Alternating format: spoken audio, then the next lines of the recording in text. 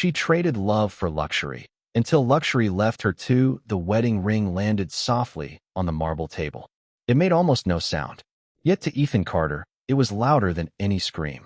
Across from him, his wife, Vanessa, folded her designer handbag over one arm and smiled with a confidence that only someone certain of their decision could wear. "I can't keep pretending anymore," she said. "You deserve someone who believes in you." She laughed. "I deserve someone who already made it." Around them, the expensive restaurant buzzed with conversations, clinking glasses, and quiet jazz. A few nearby diners glanced over as Vanessa stood, her red heels clicking sharply against the polished floor. She wasn't alone.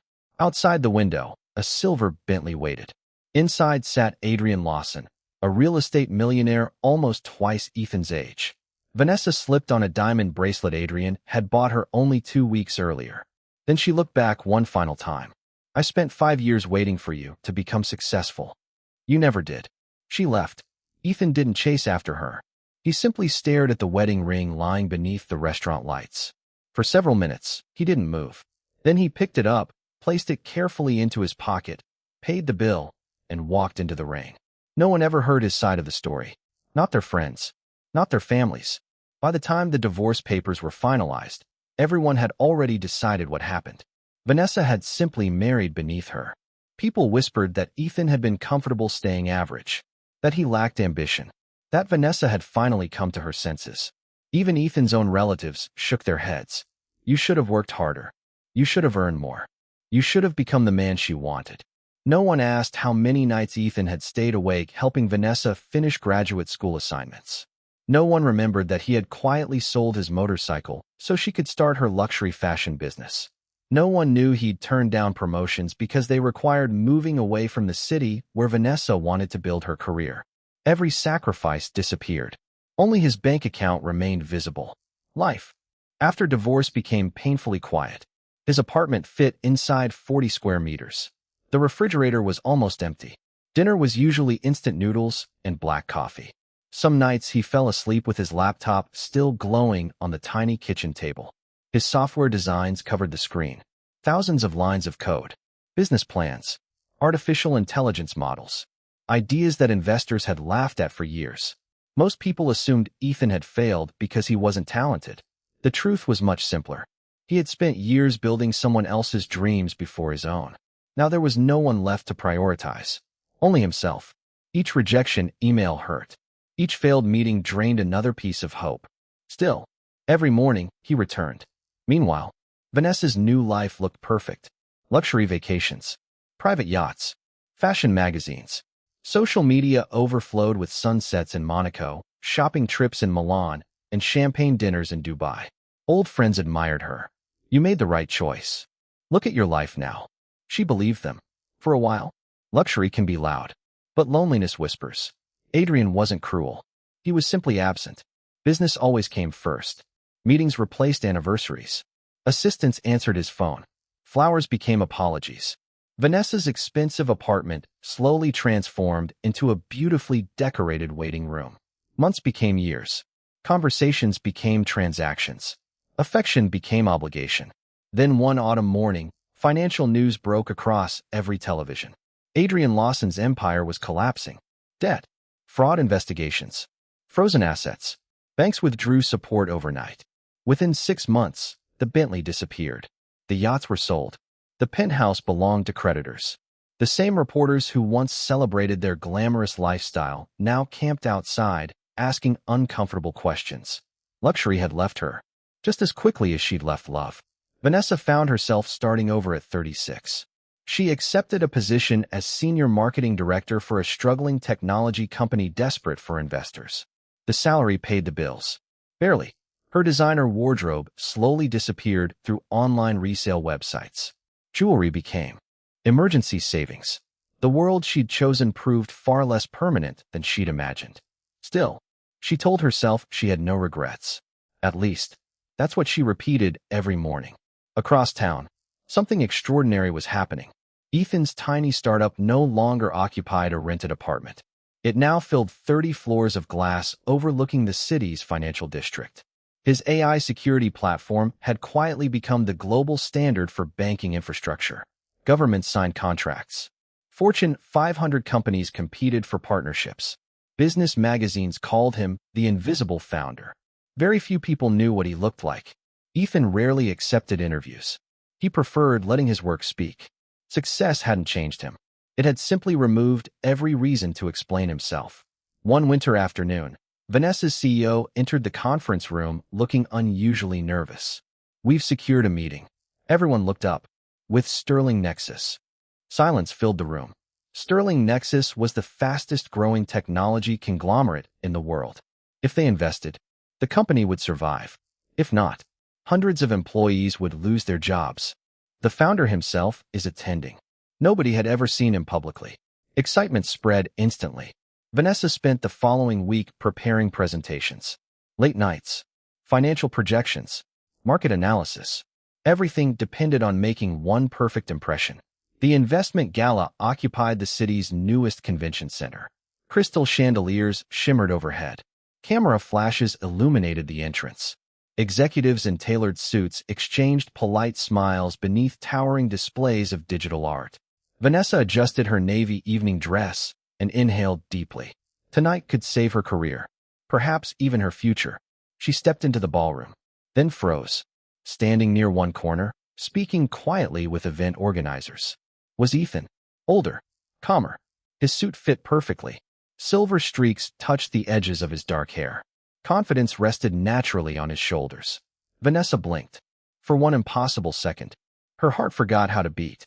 She walked toward him. "Ethan." He turned. Recognition appeared. Immediately. Then came a warm, polite smile. "Nothing more." "I didn't expect to see you here," she said.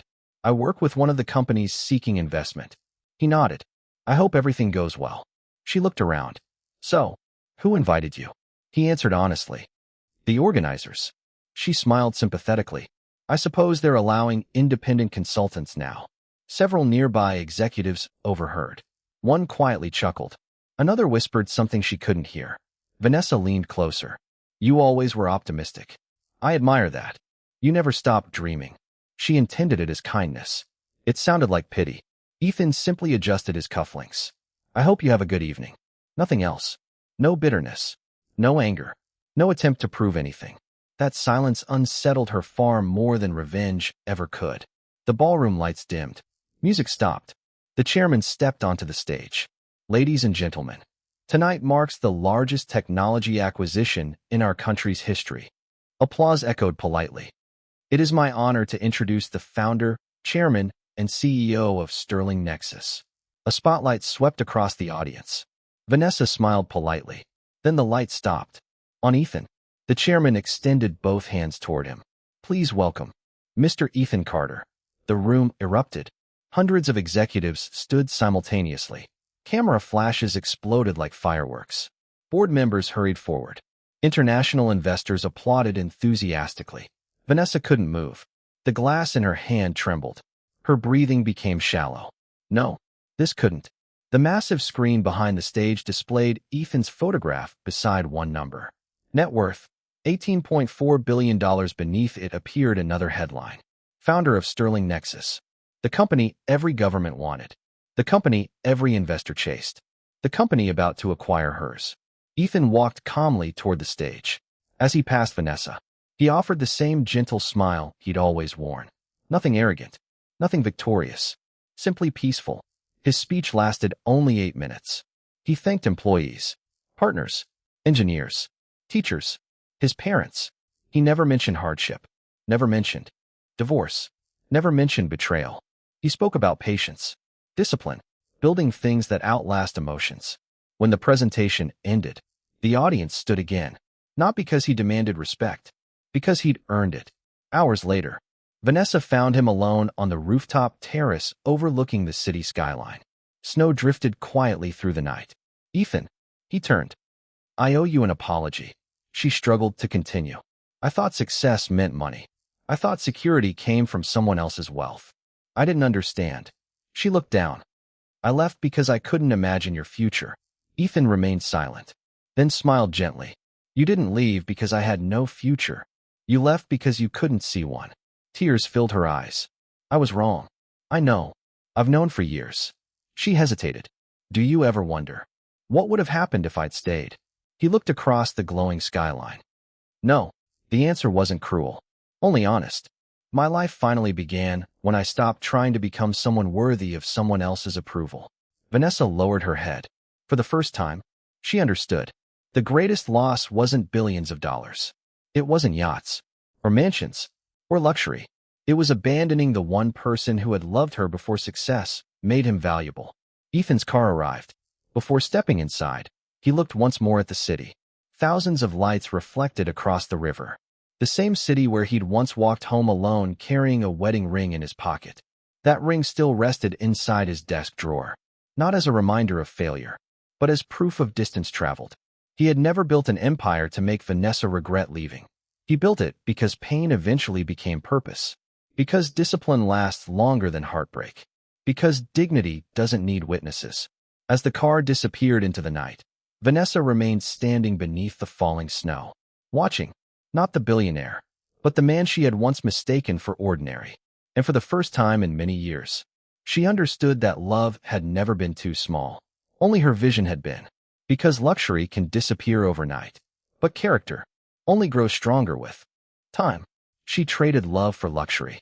Luxury left her too, but the man she abandoned never chased revenge. He simply became the person he was always capable of becoming. Vanessa stood on the rooftop long after Ethan's car disappeared into the winter traffic. The wind tugged gently at her coat, but she barely noticed. For years, she had convinced herself that success was measured by square footage, luxury brands, and the admiration of strangers. Tonight, every one of those illusions had collapsed in silence. No one mocked her. No one pointed fingers. That somehow made the emptiness even heavier. The following Monday, Sterling Nexus officially completed its acquisition. News outlets celebrated it as the largest technology deal of the decade. Every business channel replayed Ethan's speech. Commentators praised his calm leadership, his refusal to boast, and the unusual culture he had built inside the company. Employees described him with the same sentence again and again. He remembers everyone's name. He still eats lunch with interns. He answers emails at midnight. He never raises his voice. Vanessa watched every interview she could find, not because she hoped to win him back, but because she realized she had never truly known the man she once called her husband. She had only known the version of him who sacrificed everything for her. She had never stayed long enough to meet the man hidden beneath the sacrifices. Months passed. Sterling Nexus restructured the company where Vanessa worked. Rumors spread through every department. Layoffs, management changes, budget cuts. Executives whispered nervously whenever Ethan's name appeared in an email. One Friday afternoon, every employee received an invitation. Town hall meeting. Attendance mandatory. The auditorium filled quickly. No one spoke. Then the doors opened. Ethan walked inside without security, carrying only a tablet and a notebook. He wasn't surrounded by assistants. He wasn't wearing an expensive watch. He looked almost exactly like the man Vanessa remembered, only quieter. He stepped onto the stage. I know many of you are worried. I understand. When companies merge, people fear becoming numbers. He paused.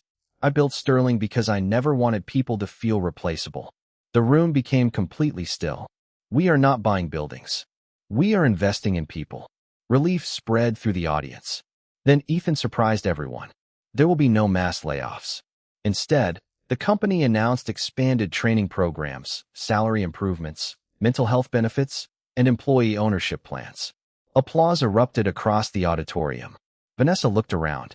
People weren't clapping because they feared him. They respected him. That difference pierced deeper than anything else. Several weeks later, Vanessa received an unexpected email. Meeting request. From Ethan Carter. Her hands trembled slightly. She entered the conference room exactly on time. Ethan was already there. Coffee waited on the table. The same black coffee he had always preferred. He smiled politely. Thank you for coming. She nodded. You wanted to see me? I reviewed your work. She looked confused. My work? He slid a folder across the table. Your marketing strategies increased customer retention by 23%. You've done excellent work. She blinked. You looked at my reports? I review every senior department personally. For a brief moment, neither spoke. Then Ethan continued. I'd like to offer you a promotion. Her eyes widened. What? You've earned it. No special treatment. No punishment either. Just merit. Vanessa stared at him in disbelief. After everything, he wasn't rewarding her because of their past. He wasn't rejecting her because of it either. He had separated history from leadership. She suddenly understood why thousands of people willingly followed him. Justice wasn't revenge. Justice was fairness. I don't deserve your kindness, she whispered. Ethan smiled faintly. This isn't kindness. It's business. Then he added something she would never forget. The best leaders never let personal pain become someone else's burden. Silence settled between them. Vanessa lowered her eyes. Years ago, she had mistaken silence for weakness. Now she recognized it as strength. Life slowly moved forward. Vanessa accepted the promotion. She worked harder than ever before, not to impress Ethan, not to rebuild what had been lost, but because she finally wanted to become someone she herself could respect. She stopped chasing appearances. She sold the last of her unnecessary luxury possessions. She began volunteering on weekends, mentoring young women, starting small businesses with limited resources. Whenever someone asked why she spent her free time helping strangers, she simply smiled. Because someone once believed in me before I believed in myself. She never mentioned Ethan's name. One spring afternoon, nearly 2 years after the acquisition, Ethan attended the opening of a technology scholarship foundation. Hundreds of students filled the auditorium. Many came from families that could never have afforded university. A young reporter asked him the question he had avoided for years. Mr. Carter, every successful entrepreneur has one defining moment. What was yours? The audience waited. Ethan looked toward the first row, where several scholarship recipients smiled nervously. Then he answered quietly, "The day I stopped building my life to prove someone else wrong." He smiled and started building it for the person I wanted to become. The room erupted into applause. Across the live stream, millions watched. Among them was Vanessa. She closed her laptop slowly. A peaceful smile appeared on her face. Not because she imagined a second chance. She knew there would never be one. Some chapters are meant to end, but endings can still teach us how to begin again. She walked to her office window and looked over the city. Years earlier, she had traded love for luxury. Luxury had vanished. Love had moved on. Yet, somehow, she no longer felt empty. For the first time in decades, she understood that success was never about finding someone wealthy enough to rescue you. It was about becoming someone who no longer needed rescuing. Far across the skyline, Ethan's office lights remained on as evening settled over the city. He was reviewing scholarship applications instead of stock prices, helping strangers instead of chasing headlines. The world called him a billionaire. Those who truly knew him called him something far rarer. A man who had survived heartbreak without allowing it to harden his heart. Because in the end, the greatest victory was never becoming richer than the person who left you. It was becoming wiser than the person you used to be. She traded love for luxury. He traded heartbreak for purpose. And purpose gave him everything that money never could. Years rolled quietly forward. Not with dramatic headlines. Not with public confrontations. Just the steady rhythm of ordinary mornings becoming extraordinary lives. For Ethan, success no longer arrived in billion-dollar acquisitions. It appeared in smaller moments. A handwritten thank you letter from a scholarship student. An engineer celebrating her first patent. A father able to spend weekends with his children because Sterling Nexus introduced flexible work schedules. Those victories never appeared on financial reports. Yet they became the ones he treasured most. On the 10th anniversary of Sterling Nexus, the company organized a charity gala instead of a celebration. Every dollar raised would fund entrepreneurs from disadvantaged communities. The ballroom looked familiar. Crystal chandeliers, soft piano music, elegant guests dressed in black and silver. Ironically, it was the very same hotel where Vanessa had once returned her wedding ring. Time had transformed everything except the walls. As Ethan entered, memories brushed against him like a passing breeze. He remembered standing in this room, wearing an inexpensive suit. Remembered watching the woman he loved walk toward another man's car. Remembered the rain that night. The silence. The emptiness. But strangely, none of it hurt anymore. Pain had become history. History had become gratitude. Without that night, he might never have discovered who he truly was. The evening's keynote speaker wasn't a billionaire. It wasn't a politician. It wasn't even Ethan. Instead, he invited one of the first scholarship recipients onto the stage. A young woman named Maya. Only 5 years earlier, Maya had been cleaning office buildings after school to help her mother pay rent. Now she had launched a medical technology startup that was saving lives in rural hospitals.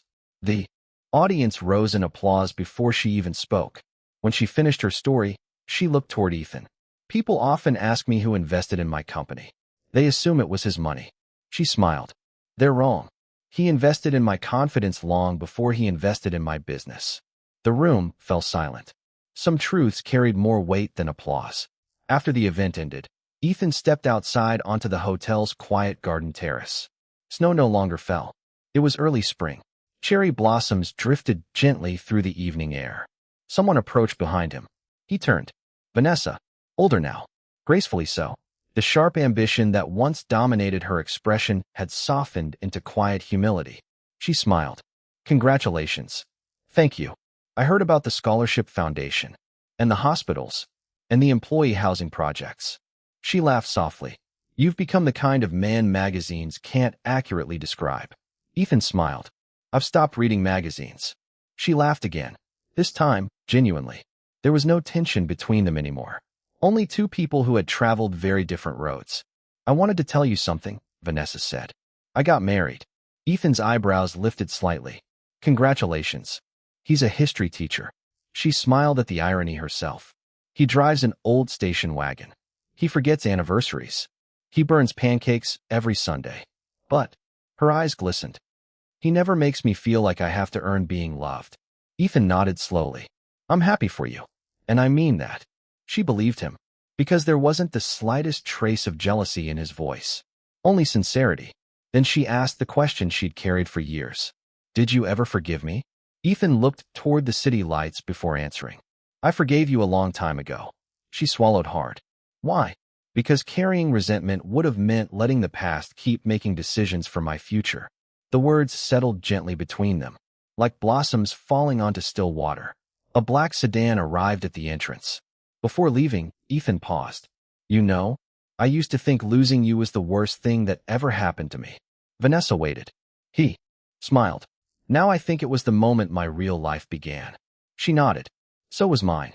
Not because they belonged together, but because losing each other had forced both of them to become people they otherwise never would have become.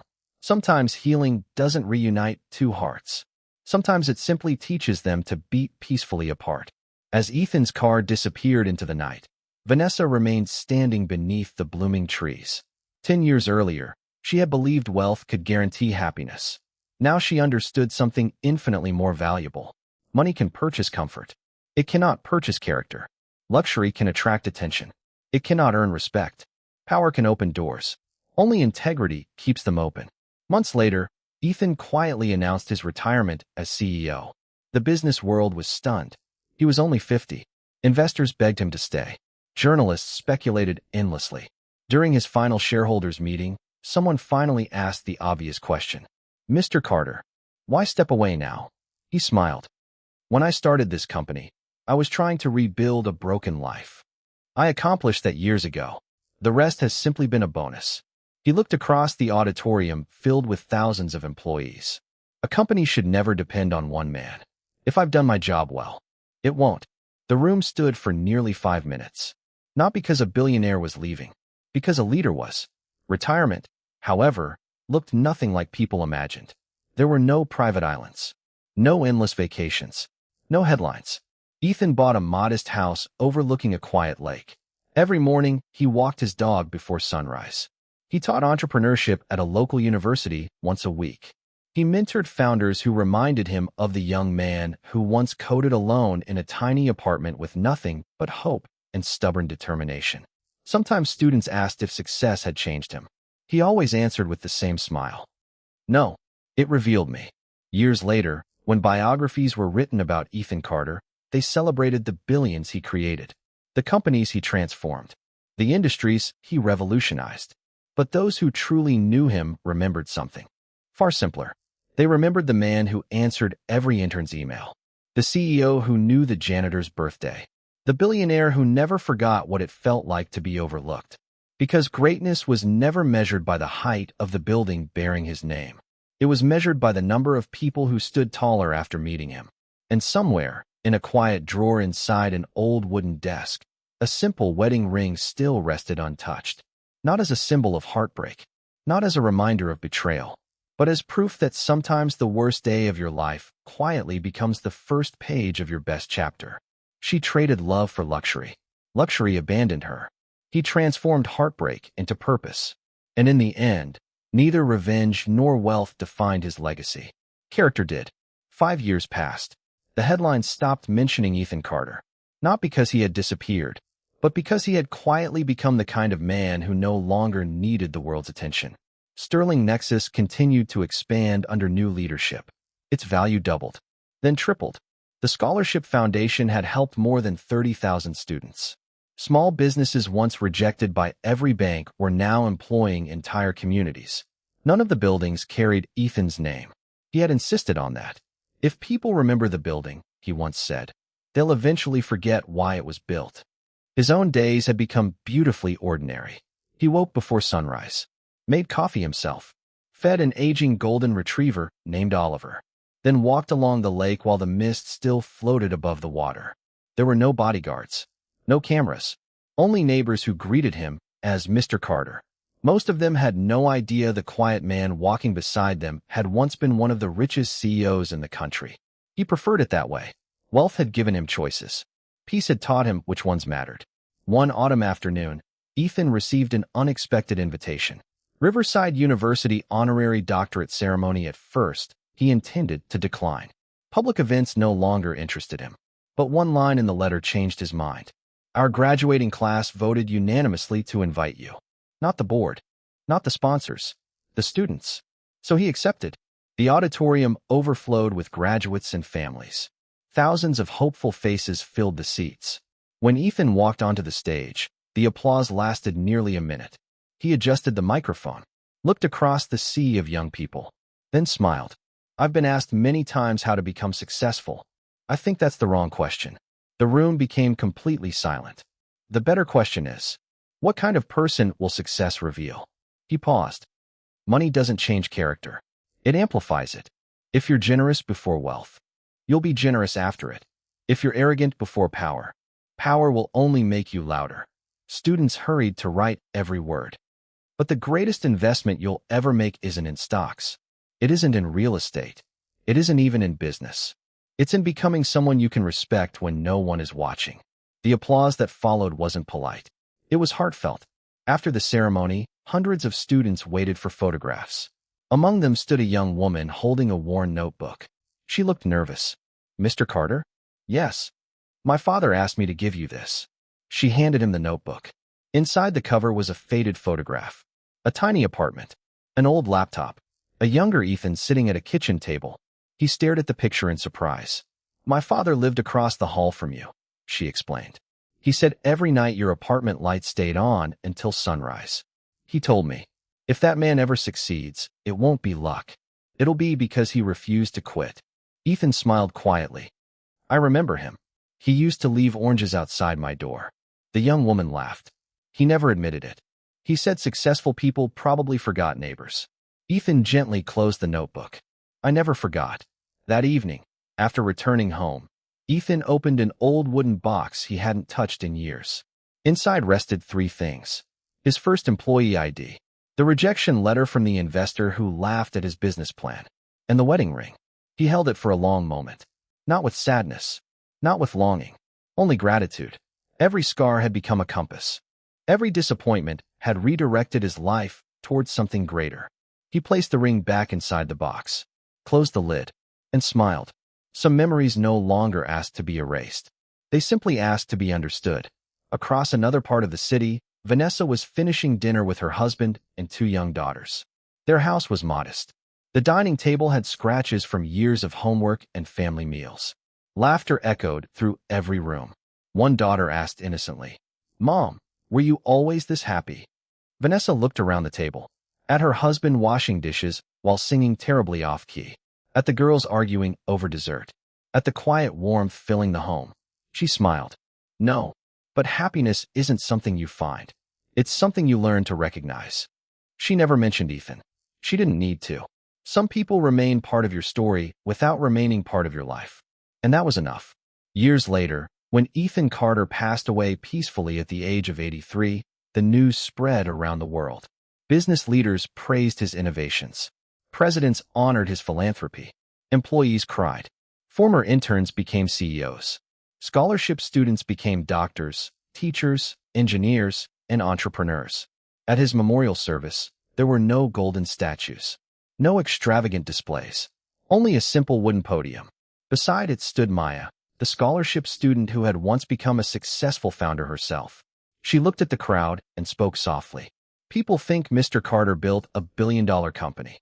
She smiled through tears. They're wrong. He built people. The room fell silent. She continued. I once asked him what legacy he wanted to leave. He told me, companies eventually change owners. Buildings eventually become old. Even names fade with time. But if someone believes in themselves because they once met you, then a part of you never really leaves this world. There wasn't a dry eye in the hall. Outside, the morning sun reflected across the lake Ethan had loved for so many years. The water remained perfectly still, just like the man who had spent an entire lifetime proving one quiet truth. The greatest revenge is not becoming richer than those who doubted you. It is becoming so complete that revenge is no longer necessary. And somewhere beyond headlines, fortunes, and forgotten heartbreaks, his story continued, not as the tale of a billionaire, but as the story of a man who lost love, found purpose, and left the world gentler than he found it.